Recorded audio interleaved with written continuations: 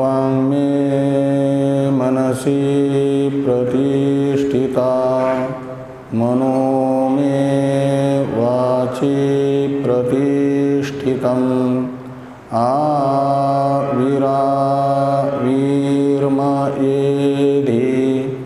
वेदस्य मानिस्थः श्रुतं मे मा प्रहासि रनेनाधीतेनाहोरात्रां सन्दधामि ऋतं वदिष्यामि सत्यं वदिष्यामि तन्मामवतु तद्वक्तारमवतु अवतु माम् अवतु वक्तारम् अवतु वक्तारम् ॐ शान्ति शान्ति शान्तिः। शङ्करं शङ्कराचार्यं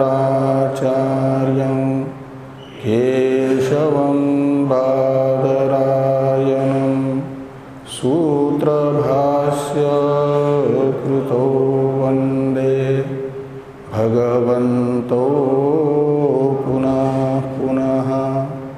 ईश्वरो गुरुरात्मेति मूर्तिभेदविभागिने व्योमवद्व्याप्तदेहाय दक्षिणामूर्तये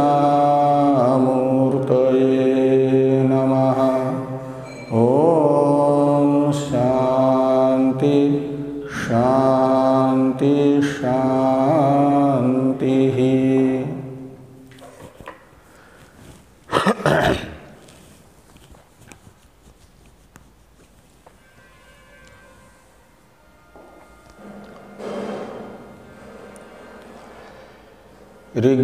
ऋग्वेदीय ऐत्रेय उपनिषद के प्रथम अध्याय के प्रथम खंड के द्वितीय मंत्र की व्याख्या रूप भाष्य की चर्चा हम लोग कर रहे हैं।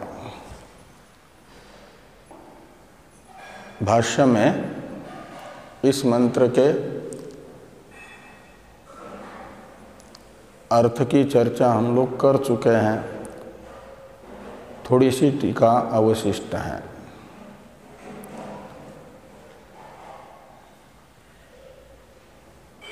अखंडैक रस आत्मा ने ईक्षण पूर्वक अंभ मरीचि मर आप नामक चार लोकों को बनाया, चार शब्दों के वाच्यार्थभूत लोकों को बनाया। तो ईक्षण किया और सीधे लोकों को बनाया ऐसा नहीं। जो तैत्रीय में क्रम बताया गया है उस क्रम से पहले सूक्ष्म भूतों को ईक्षण करके बनाया, फिर सूक्ष्म भूतों से पंचीकरण पूर्वक ब्रह्मांड बना और फिर ब्रह्मांड अंतपाती ये अंभ आदि लोक बनाए गए परमेश्वर के द्वारा। ये चर्चा भाष्य में हम लोग कर चुके हैं। इसमें कहीं कहीं मरीचि इसमें भी बहुवचन है, आपह इसमें भी बहुवचन है। चार शब्द हैं ना, इनमें से अंभ एक वचन है और मरम भी एक वचन है। मरीचि ही और आपह ये दो शब्द हुए बहुवचनांत। तो मरीचि शब्द है अंतरिक्ष लोक के लिए। वह अंतरिक्ष लोक तो एक है, तो बहुवचन क्यों है? तो उसे बताया गया ये स्थान अनेक स्थान संबंधात बहुवचन है मरीचि में, और उसको लेकर के अंतरिक्ष एक होता हुआ भी अनेक सा प्रतीत होगा। और ये जो आपका आपह शब्द से कहा गया पृथ्वी लोक से नीचे वाला लोक, वह भी आपह इस बहुवचन शब्द से बताया गया है। उसमें भी हेतु बताया जा रहा है टीका में। तो टीकाकार जो अंतिम प्यारा है उसमें यही सब चीज़ें बता रहे, इसको देखिए। ऊपरी तन लोकात वृष्टिद्वारेण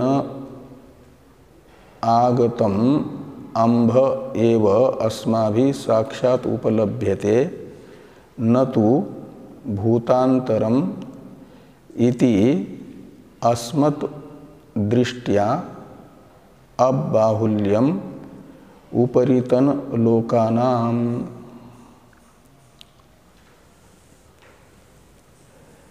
तो कहते हैं ऊपर वाले लोकों में ये शंका हुई थी ना कि सभी के सभी लोक पांच भौतिक हैं, तो क्यों ऊपर वाले लोकों को जल के वाचक अंब शब्द से कहा गया, भूतांतर से उन्हें क्यों लक्षित नहीं किया गया? भूतांतर का मतलब आकाश, वायु, तेज और पृथ्वी, इनमें से किसी भूत विशेष के वाचक शब्द का प्रयोग कर लेते ऊपर वाले लोकों के लिए, क्यों जल के वाचक अंब शब्द का ही प्रयोग किया? ये शंका थी ना। इस शंका का समाधान करते हुए ये कह रहे हैं कि उपरितन लोकात वृष्टि द्वारेण आगतम अंभ एव अस्माभि साक्षात् उपलभ्यते।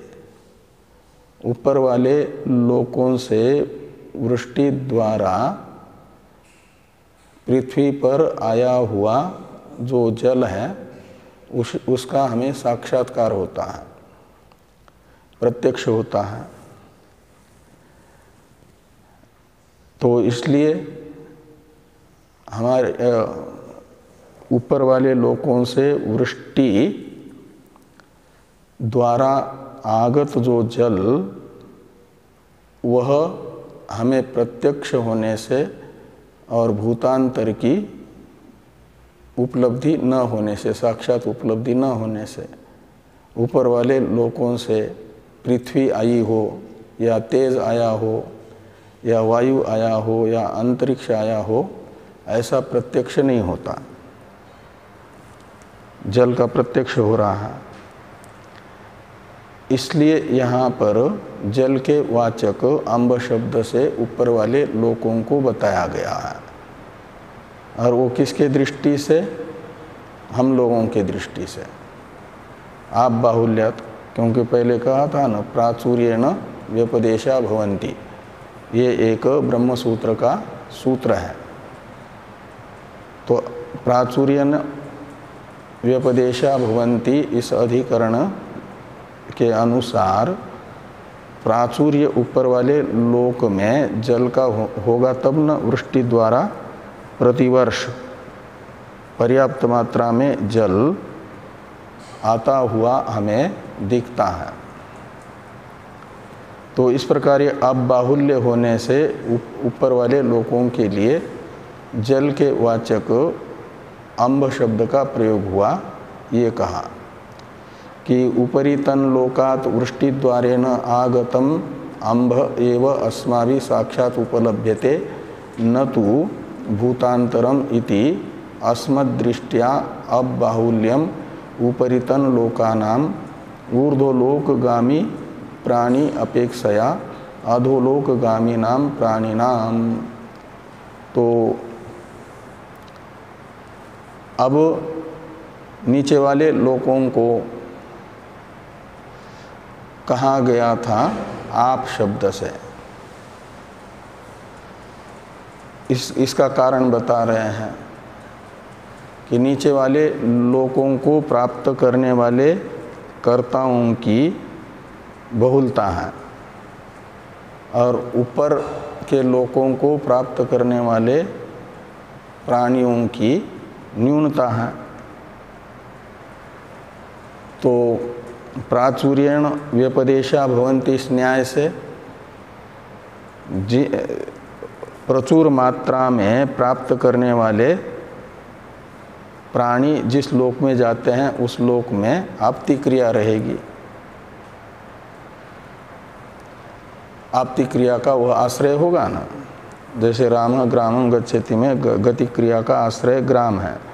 आश्रय का मतलब वो फल रूप क्रिया का आश्रय, इसलिए कर्म है, और व्यापार रूप क्रिया का आश्रय बनेगा कर्ता।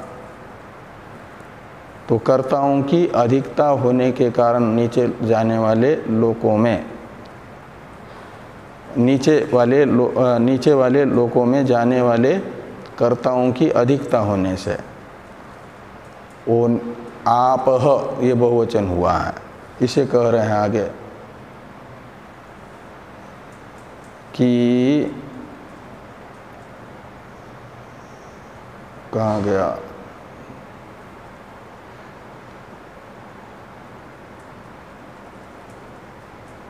ये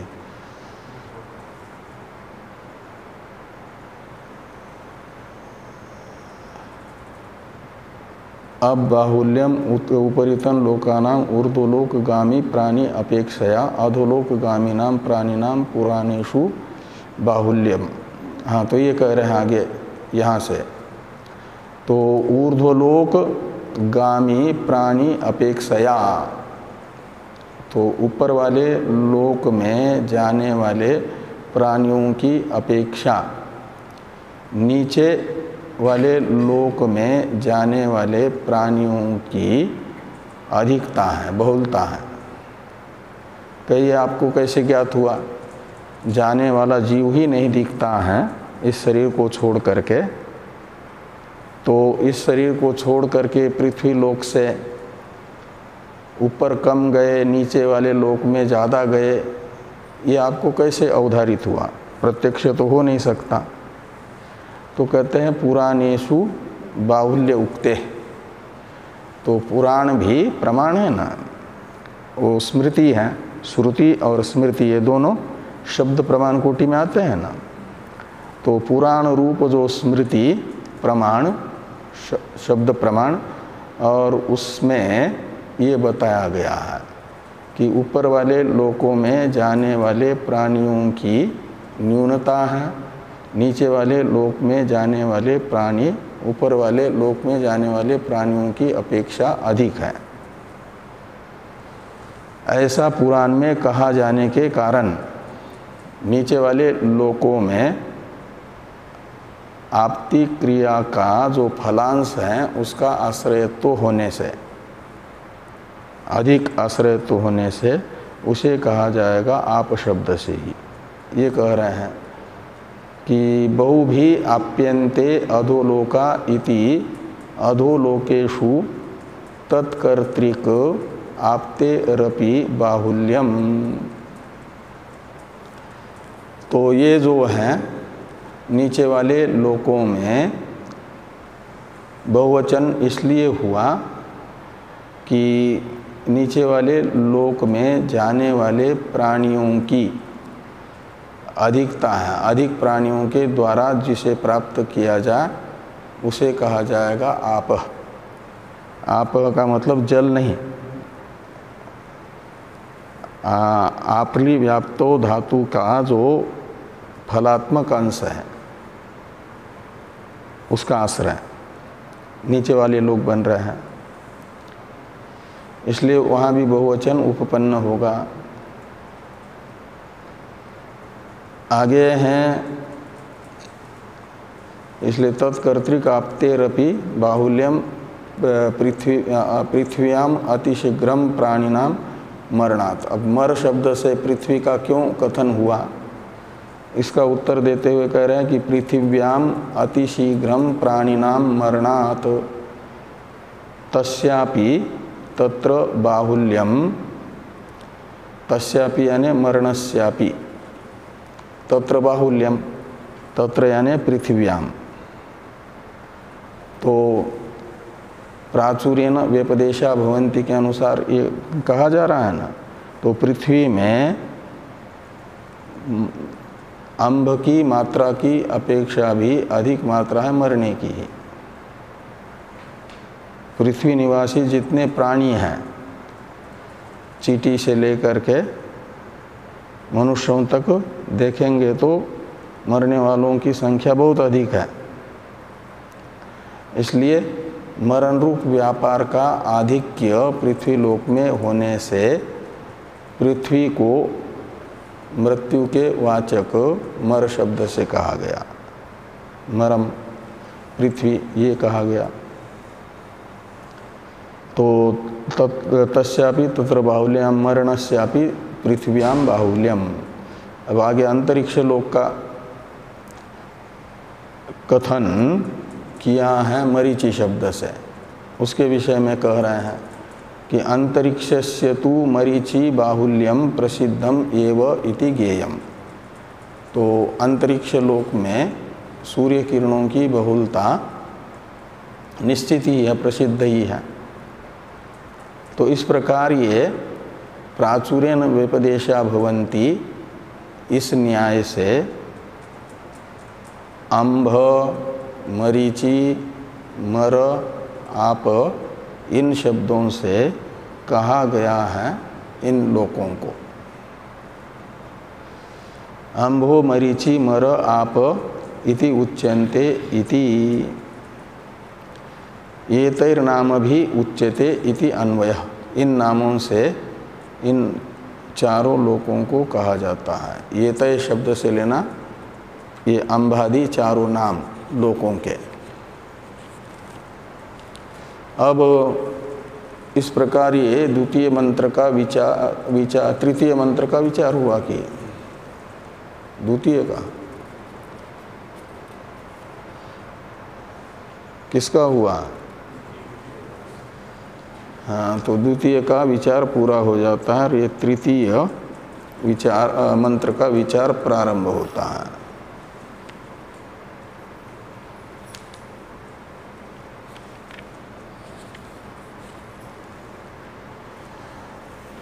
तो तृतीय मंत्र की अवतरण टीका को देखिए।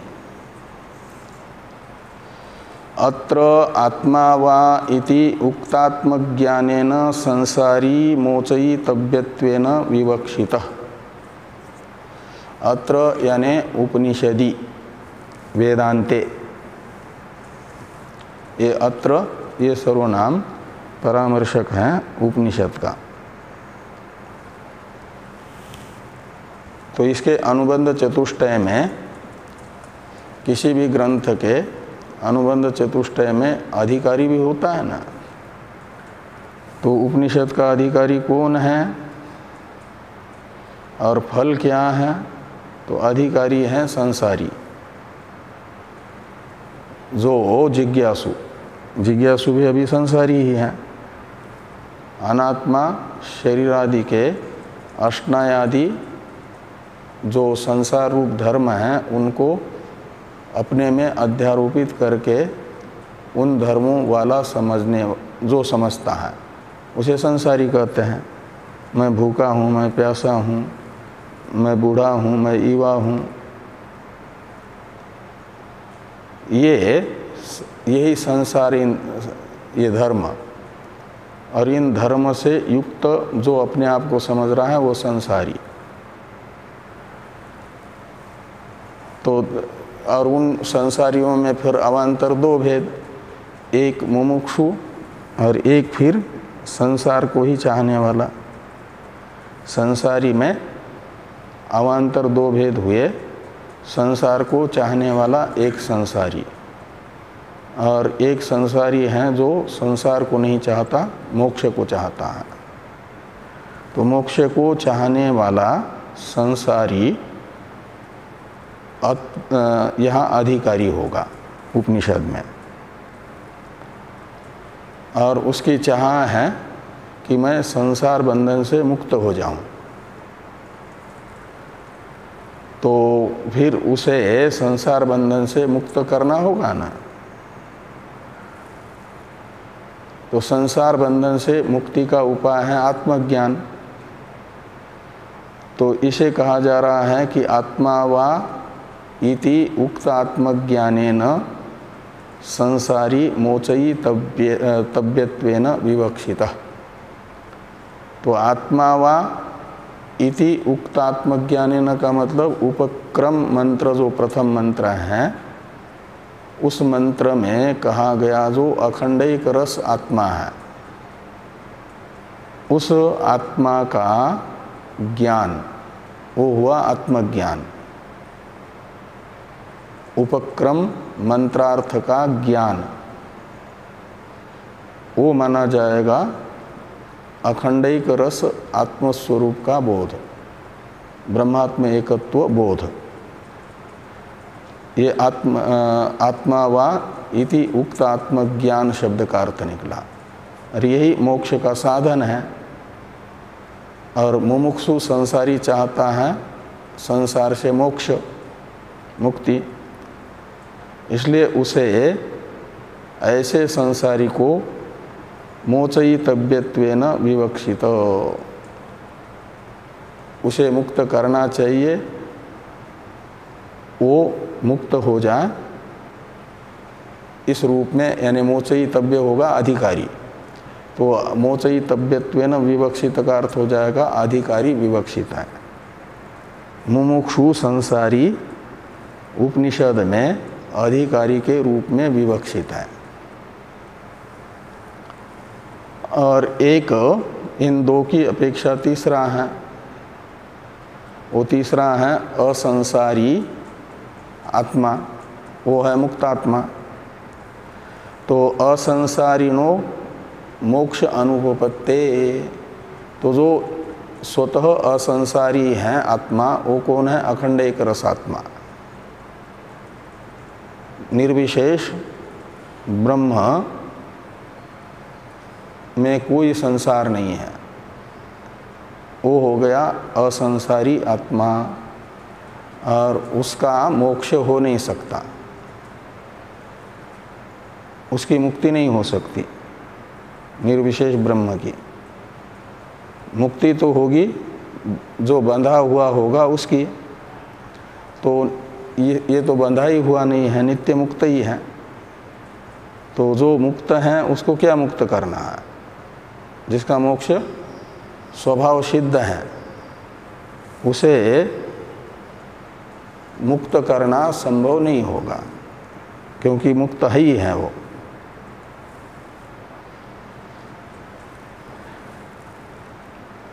गंगा सागर में पहुंची हुई गंगा जी को, जो सागर में पहुंच गई है, उसे सागर की प्राप्ति कराई जा सकती है क्या? वो तो सागर बन गई है। यहाँ का जो जल है उसे सागर की प्राप्ति हो सकती है, क्योंकि उसे प्राप्त करने के लिए बह रहा है। ऐसे जो अभी वर्तमान में अपने आप को संसारी यानी सविशेष समझ रहा है, लेकिन इन सारी विशेषताओं से रहित निर्विशेष ब्रह्म स्वरूप में अवस्थित होना चाह रहा है, उसे शास्त्र जिस के कारण निर्विशेष ब्रह्म स्वरूप होता हुआ भी निर्विशेष ब्रह्म स्वरूप अपने आप को अनुभव नहीं कर रहा है, उस आवरण का निवर्तक ज्ञान करा करके स्वरूप अवस्थित कर सकता है। ये कहा गया कि असंसारिणो मोक्ष अनुपपत्ते, जो संसारी हैं उसे तो मुक्ति निर्विशेष ब्रह्म भाव की प्राप्ति कराई जा सकती है, और जो नित्य निर्विशेष ही है उसे निर्विशेष ब्रह्म भाव की प्राप्ति अनुपपन्न है। आगे हैं संसारश्च संसरण अधिकरण लोकान तद उपाधिभूतम लिंग शरीरम तद अभिमानी नो देवान तद अधिष्ठानम स्थूल शरीरम संसार रूप अश्नायादीन तद अभिमानिनम तद भोक्तारम अंतरेण नोपपद्यते इति तस्य सर्वस्य सृष्टिम अयम आवसत इति अंतेन ग्रंथेन क्रमेण वक्षन् संसरण अधिष्ठान लोक सृष्टिम उक्त्वा तत्पालयित्री देवता सृष्टि उक्ति व्याजेन समष्टि स्थूल शरीरस्य समष्टि लिंग शरीरस्य तद अभिमानिनां देवानांच सृष्टिम वक्तुम आरभते स ईक्षत इति। इतना ये अवतरण है। तो संसारश्च, ये जो शुरू वाला पद है ना, इसका अन्वय नोपपद्यते के साथ करिए। संसारश्च नोपपद्यते, जो संसारी उपनिषद का अधिकारी है, तो उपनिषद के अधिकारी को सिद्ध करने के लिए उसका विशेषणभूत जो संसार है ना, वो पहले सिद्ध करना होगा ना कि ये संसार रूप बंधन है, और इस संसार रूप बंधन से मुक्त कराना है। तो संसार की उपपत्ति दिखानी होगी सिद्धांतियों को, जीव के। तो कहते हैं संसारश्च नोपपद्यते, संसार उपपन्न नहीं होता, यानी सिद्ध नहीं होता, संसार की सिद्धि नहीं होगी। कब? तो ये जितने द्वितीयांत पद हैं, कई एक द्वितीयांत पद है ना, उन प्रत्येक पद के साथ अंतरेण शब्द को जोड़ दीजिए। तो संसार अधिकरण लोकान अंतरेण, संसारश्च नोपपद्यते, अंतरेण शब्द का अर्थ होता है बिना।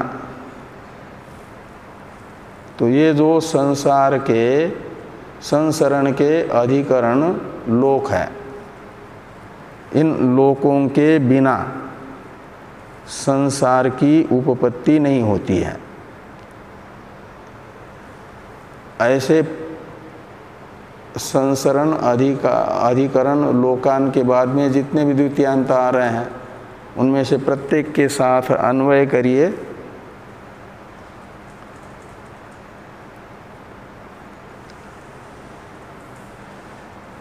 और तद उपाधि भूतम लिंग शरीरम अंतरेण संसारश्च नोपपद्यते, ऐसे लगाना।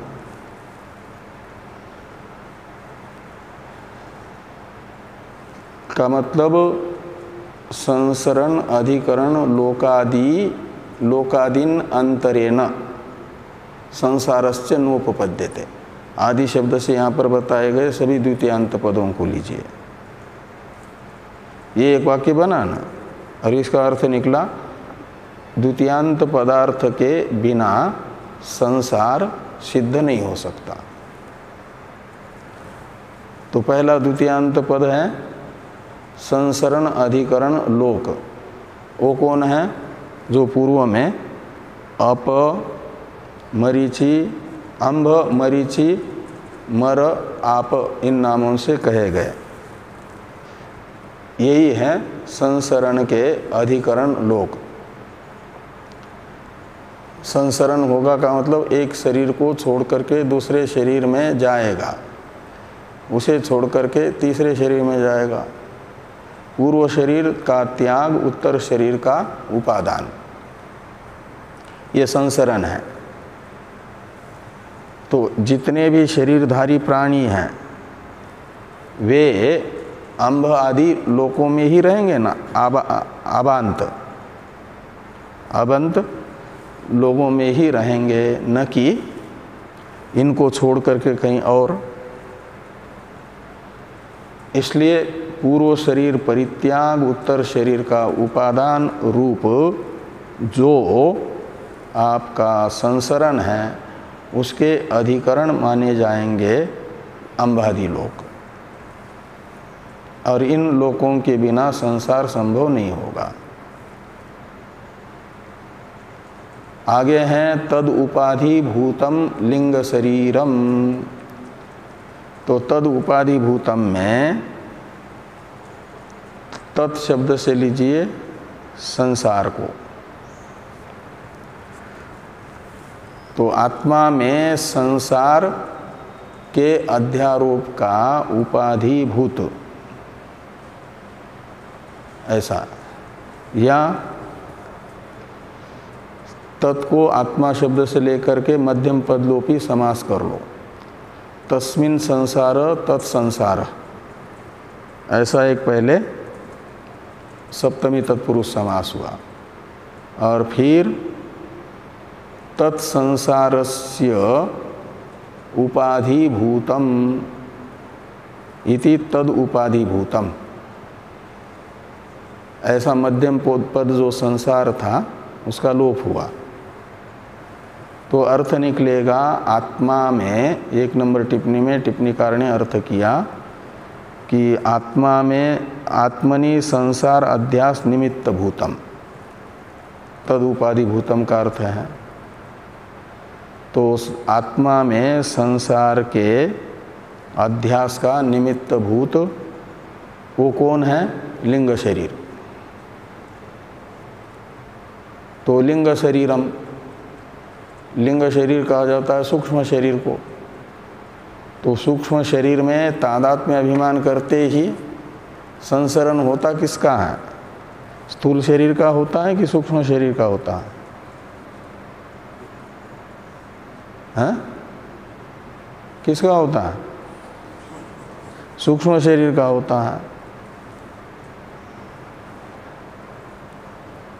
संसरण करता कौन है? सूक्ष्म शरीर अभिमानी। वो जो है जब निकलता है तो 15वें अध्याय में कहा ना,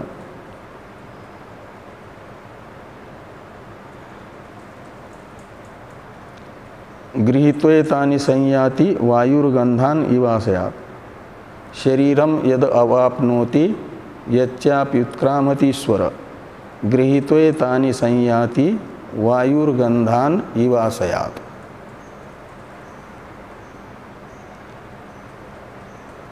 तो जो ईश्वर यानी शरीर का स्वामी इस शरीर से उत्क्रमण करते समय क्या करता है कि सारे शरीरस्थ उपकरणों को अपने साथ ले जाता है। उपकरण स्थानीय है पूरा सूक्ष्म शरीर, सूक्ष्म शरीर अंतपाती 17 तत्वों को अपने साथ ले जाता है। जैसे बगीचे में से हवा गुजरती है तो उसमें खिले हुए फूलों का, सुगंधी फूलों का परागकण हवा अपने साथ लेकर के निकलती है।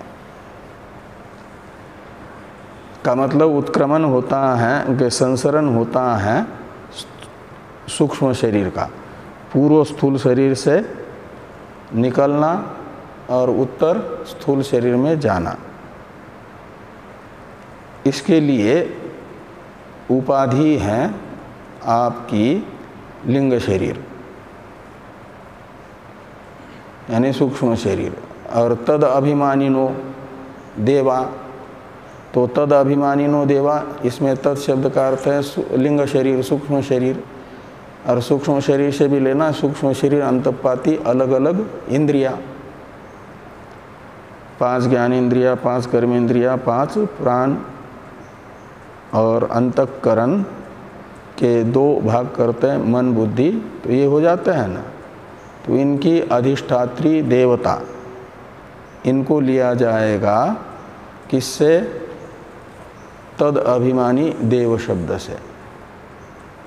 चक्षु की अभिमानी आदित्य देवता, हस्त की अभिमानी इंद्रिय देवता, श्रोत्र की अभिमानी दिशा देवता, घ्राण की अभिमानी वायु देवता, ये सब लिए जाते हैं।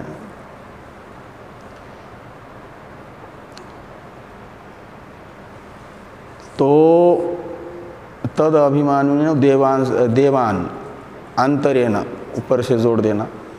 मान लो आपके पास इंद्रिय हैं, उपकरण हैं, लेकिन उसको ऑपरेट करने वाला ही कोई ना हो और आपको ऑपरेट करना आता ना हो, तो कितनी भी महंगी से महंगी मशीन होने पर भी कोई काम आएगी? किसी काम नहीं आएगी। उसके लिए उसे चलाने वाले ऑपरेटर के रूप में देवता होते हैं ना, उन देवताओं के बिना भी संसार की उपपत्ति नहीं होगी। ये सब जितने भी द्वितीयांत है ये ऐसा समझना। और तद अधिष्ठानम स्थूल शरीरम, तद अधिष्ठानम का मतलब लिंग शरीर का तथा लिंग शरीर का अधिष्ठानभूत शरीर, अधिष्ठानभूत जो स्थूल शरीर है। अधिष्ठान का मतलब गोलक, आश्रय। तो लिंग शरीर स्थूल शरीर में ही रहता है ना। जब तक स्थूल शरीरस्थ नहीं होता लिंग शरीर, तब तक उसमें कोई व्यापार नहीं होता। पूर्व स्थूल शरीर को छोड़ा, उत्तर स्थूल शरीर का जब तक निर्माण नहीं होता, तब तक सूक्ष्म शरीर निर्व्यापार रहता है, कोई व्यापार नहीं होता। इसलिए सूक्ष्म शरीर का अधिष्ठान यानी गोलक, सूक्ष्म शरीर के अलग अलग अंगों का गोलक का समूह है स्थूल शरीर। और उस स्थूल शरीर के बिना भी संसार उपपन्न नहीं होता है। और संसार, तो ये सब हुआ। और संसार क्या है? तो कहते हैं संसार है संसार रूप अष्टायादीन। तो संसार है अष्टायादि। अष्टाया यानी भूख और आदि शब्द से प्यास आदि को लीजिए, षड्उर्मियों को। तो अश्ना, पिपासा, जरा, मृत्यु और काम क्रोध आदि ये सब जो है संसार है। और इन संसार के बिना भी, संसार रूप अष्टायादि के बिना भी संसार की उपपत्ति नहीं होगी। और तद अभिमानिनम तद भोक्तारम अंतरेण, और तद अभिमानी यानी लिंग शरीर तथा स्थूल शरीर अभिमानी, वो कौन होगा? भोक्ता। आत्मेंद्रिय मनोयुक्तम भोक्ता इत्यावर मनीषी ने कहा गया है न कठोपनिषद में। इसलिए आत्मेंद्रिय मन, इसमें आत्मा शब्द का अर्थ है स्थूल शरीर, और इंद्रिय यानी सूक्ष्म शरीर अंतःपाती, 5 कर्मेंद्रिय, 5 ज्ञानेंद्रिय और मन अलग गिना है अंतःकरण। इनके साथ तादात्म्य अभिमान और मम अभिमान किए बिना भोक्तृत्व की सिद्धि नहीं होती, आत्मा भोक्ता नहीं बनता। इसलिए कहते हैं तद अभिमानिनम भोक्तारम। तो ये भोक्ता हुआ, उस भोक्ता के बिना भी संसार नोपपद्यते। ये अष्टायादि रूप संसार को वह अपना धर्म तब तक नहीं समझ सकता जब तक इनमें अभिमान नहीं करता।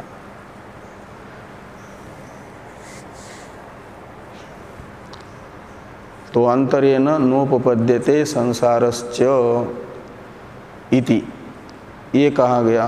और आगे हैं तस्य सर्वस्य सृष्टिम अयम आवसथ इति अंतेन ग्रंथेन क्रमेण वक्षन् संसार अधिष्ठान लोक सृष्टिम उक्त्वा तत्पालयित्री देवता सृष्टि उक्ति व्याजेन समष्टि स्थूल शरीरस्य समष्टि लिंग शरीरस्य तद अभिमानिनां देवानांच सृष्टिम वक्तुम आरभते।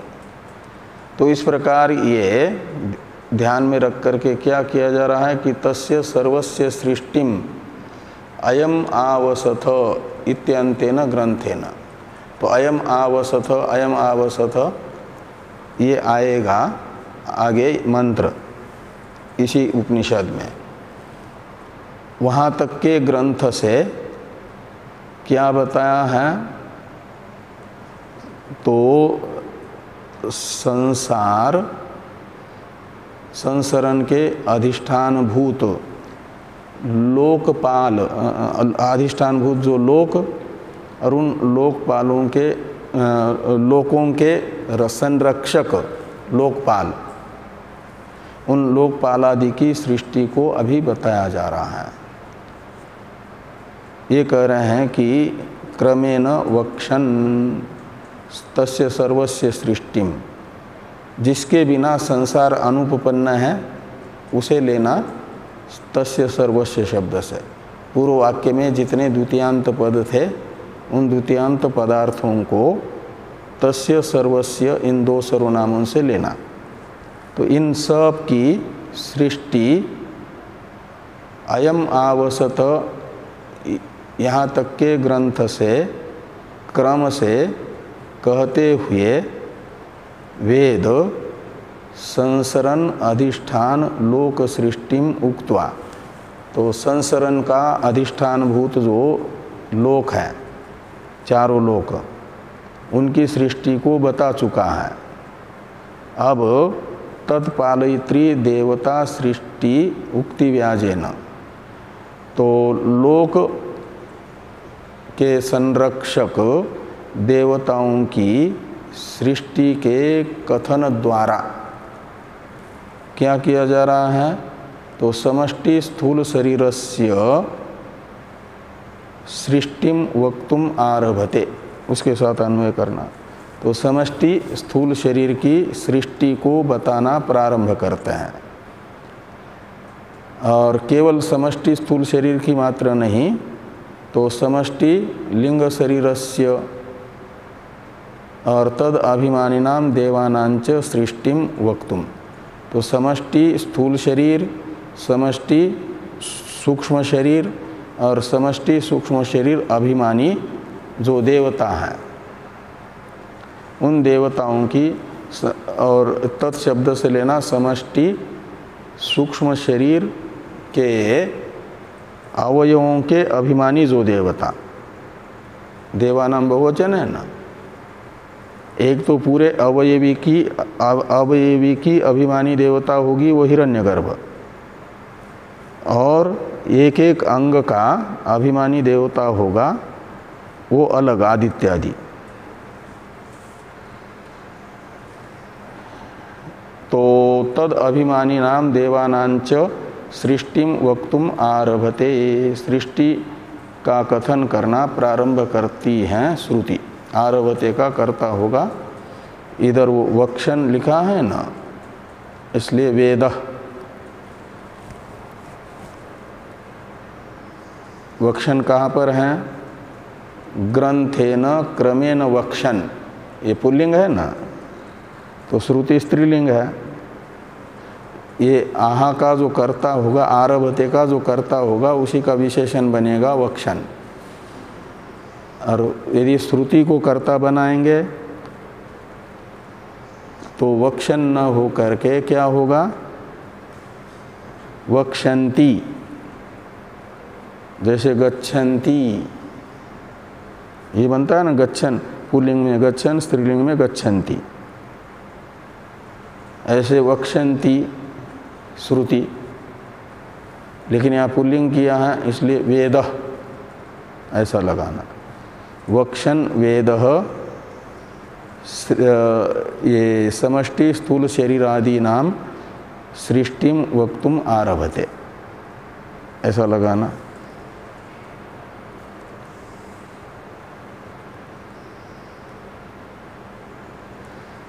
अब तीसरे मंत्र का उच्चारण कर लें। स ईक्षते मेनु लोका लोकपालान्नु सृजा इति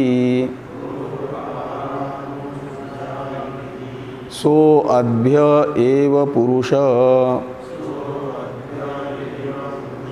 समुद्धृत्या मूर्छयत।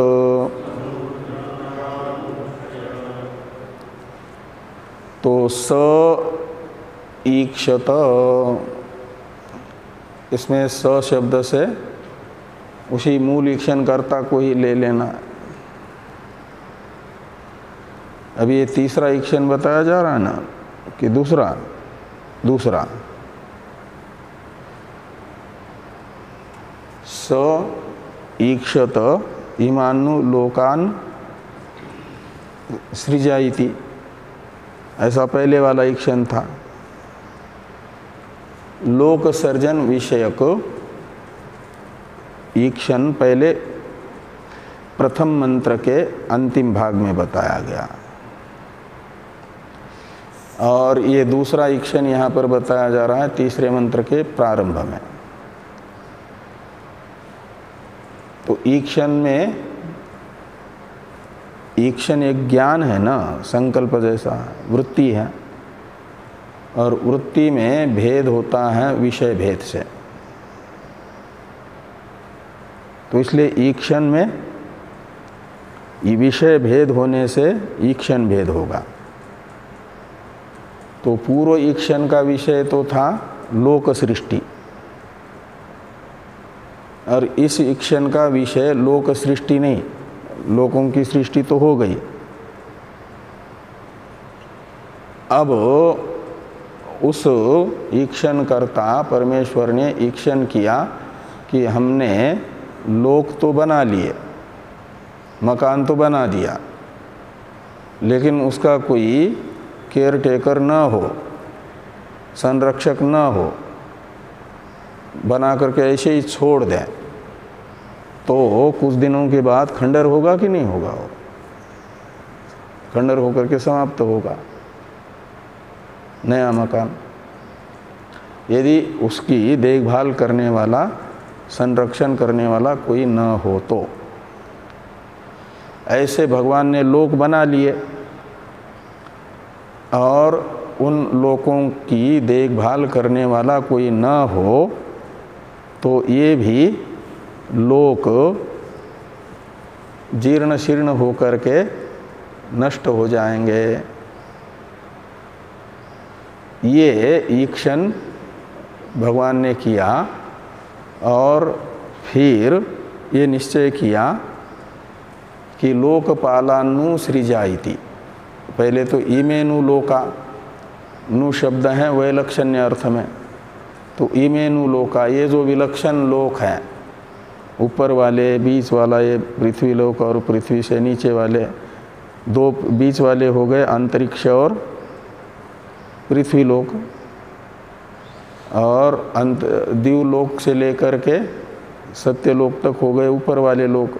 अम्ब शब्द से ग्राह्य, मरीचि शब्द से ग्राह्य तथा मर शब्द से ग्राह्य हो गए बीच वाले, और आप शब्द से ग्राह्य हो गए पृथ्वी से नीचे वाले लोक। तो ये सभी के सभी लोक, इनमें बिल्कुल समानता नहीं है, वैलक्षण्य है। तो इन लोकोंगत वैलक्षण्य का परामर्शक है नु शब्द, बोधक है। तो ये लोक है। अब इन लोकों की सुरक्षा भी करनी है, इसलिए इन लोकों के सुरक्षा के लिए अलग अलग लोकपालों का मैं निर्माण करूं। तो लोकपालान्नु सृजा, नु यहाँ वितर्क अर्थ में रहेगा। तो लोकपालों को उत्पन्न करूं, उनको बनाऊं। इति ईक्षत, स ईक्षत, ऐसा अन्वय करिए कि मैं इन अपने द्वारा सृष्ट लोकों के संरक्षकों की रचना करूं, ऐसा ईक्षण परमेश्वर ने किया। तो यहाँ विषय कौन हुआ? लोकपाल सृष्टि। पूर्व में लोक सृष्टि विषय था, इसलिए दो ईक्षण हो गए विषय भेद से। और अपने इस द्वितीय ईक्षण को साकार करने के लिए क्या किया परमेश्वर ने? तो कहते हैं सो अभ्य एव पुरुषम समुद्धृत्य अमूर्छयत। तो स यानी वह ईक्षण करता परमेश्वर, लोकपाल सृष्टि ईक्षण करता परमेश्वर, स शब्द से लीजिए, उस परमेश्वर ने अद्भ्य एव, ये अद्भ्य अप शब्द का पंचमी का बहुवचन है और अप शब्द उपलक्षण है बाकी चार भूतों का भी, इसलिए अद्भ्य शब्द से लेना पांचों भूतों से। क्या किया कि अद्भ्य एव यानी जिन भूतों से लोकों को बनाया था, उन्हीं लोकों से, उन्हीं भूतों से, ये एवकार बताएगा कि जिन भूतों से लोक बनाए, उन्हीं लोकों से, उन्हीं भूतों से परमेश्वर ने पुरुषम समुद्धृत्य, पुरुष को निकाला। पुरुष को निकाला का मतलब स्थूल शरीर के उपादान कारणभूत जो भूत सूक्ष्म है, वो स्थूल शरीर के ही सूक्ष्म अंश है ना, और उनसे यानी स्थूल भूतों से निकाल करके पुरुषम अमूर्छयत। तो समुद्धृत्य का अर्थ है यानी पुरुष के उपादान कारण, और यहाँ पुरुष शब्द से लेना शरीर को, स्थूल शरीर को, समष्टि स्थूल शरीर को। तो समष्टि स्थूल शरीर के उपादान कारणों को, उपादान कारण को उन्हीं स्थूल भूतों से ग्रहण करके अमूर्छयत यानी स्थूल शरीर को सावयव बना दिया, हाथ पांव कान वाला बना दिया। इसलिए कहा गया उसका शीर है दिवलोक, नेत्र हैं सूर्य चंद्रमा, अंतरिक्ष हैं उदर, वायु हैं प्राण, और पैर बस्ती हैं समुद्र, और पैर हैं पृथ्वीलोक।